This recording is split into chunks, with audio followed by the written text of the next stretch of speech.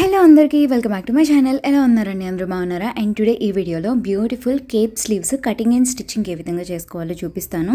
Sleeveless డ్రెస్సెస్గా వేసుకోవాలి అన్న వేసుకోవచ్చు. స్లీవ్లెస్ వద్దు అనుకున్నప్పుడు ఈ కేప్ స్లీవ్స్ని యూస్ చేస్తే డిజైనర్ లుక్ సూపర్గా వస్తుంది. అండ్ అలాగే నెక్ని హైలైట్ చేయడానికి ఈ విధంగా పెద్ద సైజ్ స్టోన్ ఒకటి ఈ విధంగా అటాచ్ చేశాను. అండ్ ఈ కేప్ స్లీవ్స్ని కటింగ్ అండ్ స్టిచ్చింగ్ చేసుకోవడానికి మెజర్మెంట్స్ ఎలా తీసుకోవాలో చూద్దాము. ఫస్ట్ నెక్ మెజర్మెంట్ అనేది తీసుకోవాలి. అండ్ నెక్ మెజర్మెంట్ ఇక్కడ వీడియోలో చూపిస్తున్న విధంగా టేప్ని నెక్ షేప్ చుట్టూరు ఈ విధంగా పెట్టుకోవాలి. కానీ టేప్ని టైట్గా పెట్టకూడదు. ఈ విధంగా 1 ఇంచ్ లూజ్ ఆ విధంగా ఉండాలి వీడియోలో చూపిస్తున్న విధంగా. ఇప్పుడు ఈ విధంగా చెక్ చేసినప్పుడు నెక్ రౌండ్ లూజ్ ఎంతైతే వస్తుందో దానికన్నా ఒక 1 ఇంచ్ ఎక్స్ట్రా పెట్టి ఈ విధంగా ఒక పట్టీ తీసుకోవాలి.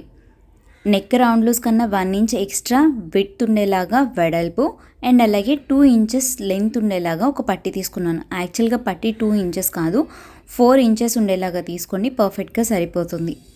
అండ్ పైన ఇప్పుడు మనం నెక్ రౌండ్ లూజ్ చెక్ చేసిన దగ్గర నుంచి టేప్ని ఈ విధంగా ఇక్కడ వీడియోలో చూపిస్తున్న విధంగా పెట్టి హ్యాండ్ ఫుల్ లెంత్ మీకు ఎంతైతే కావాలో ఆ లెంత్ని చెక్ చేసుకోవాలి. అది కూడా హ్యాండ్ని ఈ విధంగా కిందకి పెట్టుకొని చెక్ చేసుకోవాలి. బికాస్ హ్యాండ్ బార్గా చాపినప్పటికీ మనం హ్యాండ్ని ఈ విధంగా కిందకి పెట్టినప్పటికీ ఒక 2 ఇంచెస్ మెజర్మెంట్ చేంజ్ అవుతుంది. సో టేప్ని నెక్ దగ్గరే పెట్టుకొని వీడియోలో చూపిస్తున్న విధంగా కింద మీకు హ్యాండ్ లెంత్ ఎక్కడి వరకు కావాలో అక్కడి వరకు హ్యాండ్ లెంత్ని ఈ విధంగా చెక్ చేసుకోవాలి.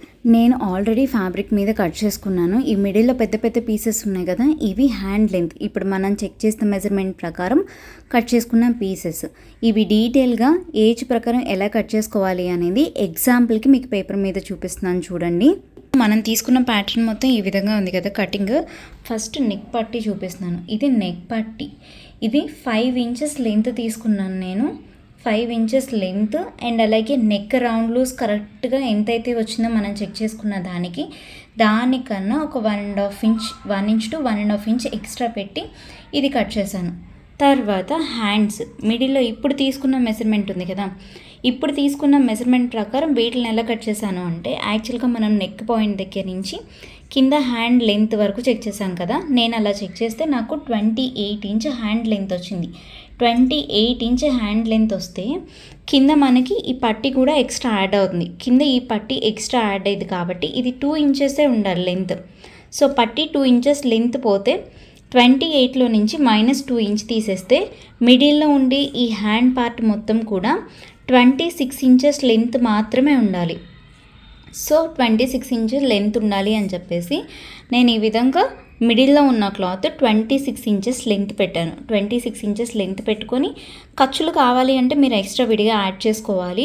యాక్చువల్ లెంత్ 26 ఇంచ్ కదా, ఖర్చులు కావాలి అంటే కింద వైపున ఒక 1/2 ఇంచు పైన వైపున ఒక 1/2 ఇంచ్ ఎక్స్ట్రా పెట్టుకోవాలి. అండ్ హ్యాండ్ వెడల్పు ఎలా తీసుకోవాలి అంటే ఏజ్ ప్రకారం మారుతుంది. అది 1 నుంచి 10 ఇయర్స్ ఏజ్ ఉన్న వాళ్ళకి 12 ఇంచ్ హ్యాండ్ వెడల్పు అనేది, అంటే ఈ అడ్డంగా ఉండే క్లాత్ హ్యాండ్ వెడల్పు అనేది 12 ఇంచెస్ పెట్టుకోవచ్చు. అండ్ అలాగే 10 ఇంచెస్ నుంచి 17 సంవత్సరాల వరకు ఏజ్ ఉన్న వాళ్ళకి 16 నుంచి 18 ఇంచుల వెడల్పు అనేది పెట్టుకోవచ్చు. తర్వాత 17 సంవత్సరాలు మించిన వాళ్ళకి 17 ఇయర్స్ ఏజ్ ఎబవ్ ఉన్న వాళ్ళందరికీ కూడా 25 లేదంటే 26 ఇంచెస్ విడ్త్ అనేది పెట్టుకోవచ్చు. ఈ వెడల్పు అనేది ఈ ఏజెస్ ప్రకారం ఇంత పెట్టుకోవాలి. అది మాత్రం స్టాండర్డ్గా ఉండింది, అంటే మారదు. అండ్ ఈ కింద పట్టీలు ఉన్నాయి కదా చివర్లో హ్యాండ్కి వేసే పట్టీలు, ఇది మెజర్మెంట్ ఎలా తీసుకోవాలో చూపిస్తాను. ఈ పట్టీ ఈ మనకి లెంత్ అనేది 2 ఇంచెసే రావాలి. 2 ఇంచెస్ రావాలి అంటే మనం ఈ విధంగా హ్యాండ్ని ఫోల్డ్ చేస్తాము. ఫోల్డ్ చేసినప్పుడు 2 ఇంచెస్ పట్టీ వస్తే సరిపోతుంది. మనం ఫోల్డ్ చేసినప్పుడు 2 ఇంచెస్ రావాలి అంటే క్లాత్ ఇలా ఓపెన్గా ఉన్నప్పుడు 5 ఇంచెస్ లెంత్ అనేది పెట్టుకోవాలి. ఓకే, కింద ఇప్పుడు చూపించిన చిన్న పట్టీలు ఉన్నాయి కదా, దానికి మెజర్మెంట్ ఎలా తీసుకోవాలో చూద్దాం. హ్యాండ్ లెంత్ ఎక్కడ దాకా అయితే తీసుకున్నామో ఆ లెంత్ తీసుకున్న దగ్గర రౌండ్ లూజ్ ఈ విధంగా పెట్టుకొని కరెక్ట్ హ్యాండ్ రౌండ్ లూజ్ ఎంత ఉందో చెక్ చేసుకోవాలి.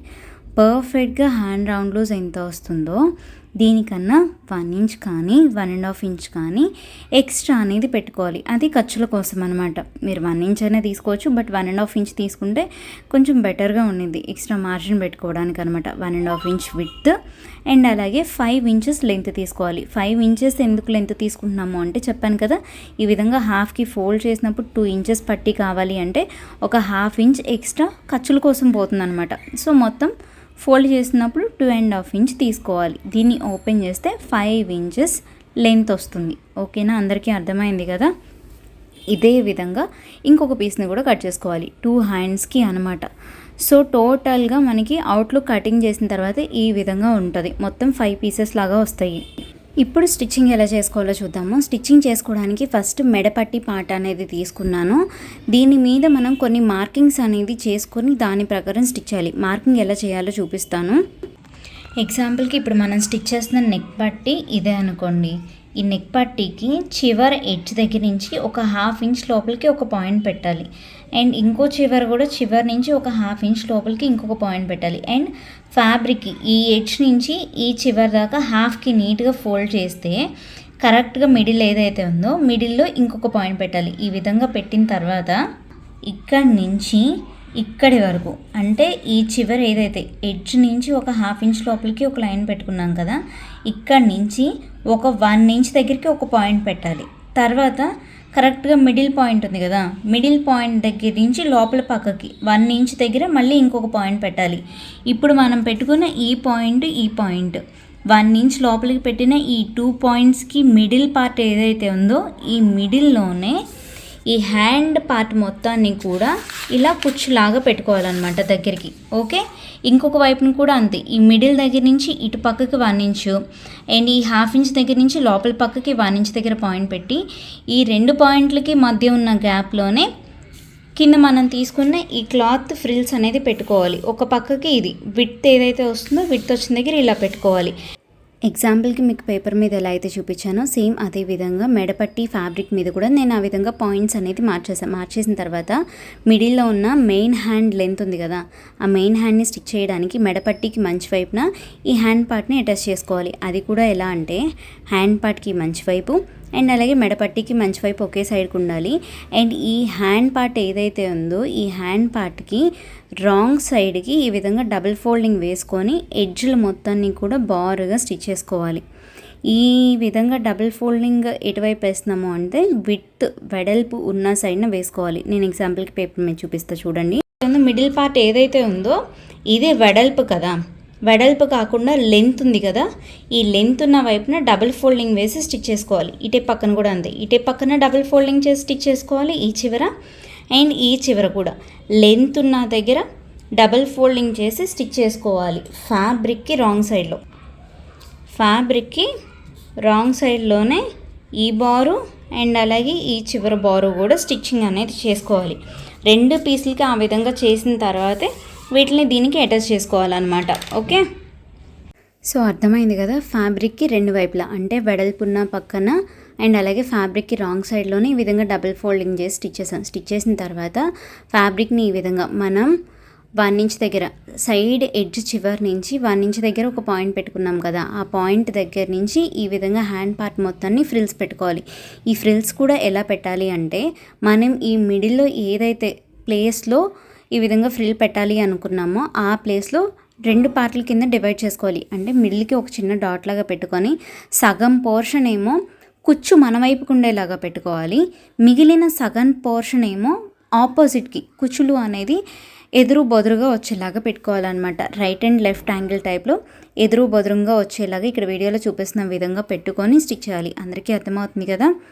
సో ఈ విధంగా ఇక్కడ వీడియోలో చూపిస్తున్న విధంగా ఎదురు బదురుగా వచ్చేలాగా, అది కూడా మనం ఏదైతే గ్యాప్లో ఫ్రిల్స్ రావాలి అని పెట్టుకున్నామో ఆ పాయింట్ల మధ్యలో మాత్రమే ఈ విధంగా కుచ్చు పెట్టాలి. ఇదే విధంగా ఇంకొక వైపున మనకి కుచ్చులు పెట్టే పాయింట్లు 2 ఉంటాయి. ఆ రెండిట్లో ఒక సైడ్ నేను మీకు చూపించాను కదా, ఇంకొక వైపున కూడా అలాగే కుచ్చులు పెట్టి కింద ఉన్న క్లాత్ని ఈ విధంగా ఓపెన్ చేసుకోవాలి. ఓపెన్ చేసుకొని ఇది ఫ్యాబ్రిక్కి రాంగ్ సైడ్ వస్తుంది. ఈ విధంగా ఓపెన్ చేసిన తర్వాత ఫ్యాబ్రిక్కి ఇంకొక చివర ఎడ్జ్ దగ్గర నుంచి ఈ విధంగా ఒక ఫోల్డ్ చేసి వీడియోలో చూపిస్తున్న విధంగా బార్ మొత్తం కూడా సింగిల్ ఫోల్డ్ మీద స్టిచ్ చేసుకోవాలన్నమాట. ఈ విధంగా స్టిచ్ చేసిన తర్వాత ఈ క్లాత్ని ఈ విధంగా హాఫ్కి ఫోల్డ్ చేయాలి. మళ్ళీ ఈ విధంగా ఫోల్డ్ చేసేటప్పుడు కింద ఉన్న క్లాత్ పైకి లెగుస్తుంది కదా, ఆ క్లాత్ని కూడా ఈ విధంగా ఫోల్డ్ చేసుకొని దానిపైకి ఈ క్లాత్ని ఇక్కడ వీడియోలో చూపించిన విధంగా పెట్టుకొని బారుగా స్టిచ్చింగ్ అనేది చేసుకోవాలి నీట్గా.